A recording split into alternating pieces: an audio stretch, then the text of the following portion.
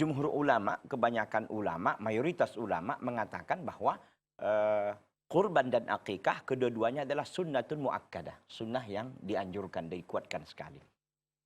Pertanyaannya adalah tadi ketika memang waktunya itu berdekatan.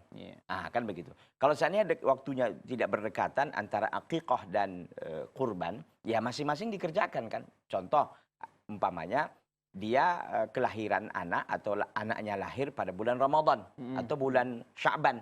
Ya tentu dilaksanakan akikahnya. Kalau dia perempuan 1 ekor kambing, kalau dia laki-laki 2 ekor kambing. Kalau dia mampu untuk melaksanakannya.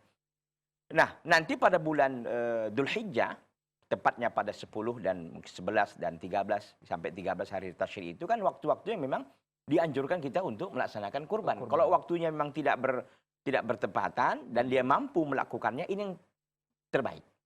Itu yang terbaik. Jadi dua-dua dilakukan.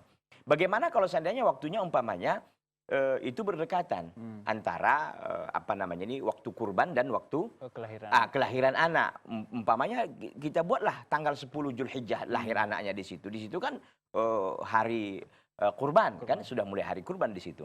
Nah, makanya kata para ulama kalau tidak mampu dia untuk menunaikan dua-duanya, kalau dia mampu, alhamdulillah ini akikah, ini 1 ekor kambing kalau dia perempuan, kalau dia laki-laki 2 ekor kambing, dan ditambahkan kambing 1 lagi untuk kurbannya umpamanya. Nah, itu bagus, alhamdulillah. Kalau seandainya tidak mampu dia, sebagian ulama itu membolehkan menggabungkan niat kurban dan akikah.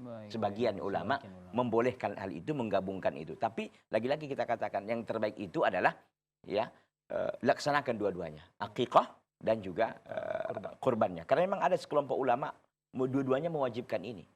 Bahkan mereka wajibkan akikah dan juga mereka mewajibkan kurban tentu bagi yang mampu untuk melakukannya. Wallahu taala.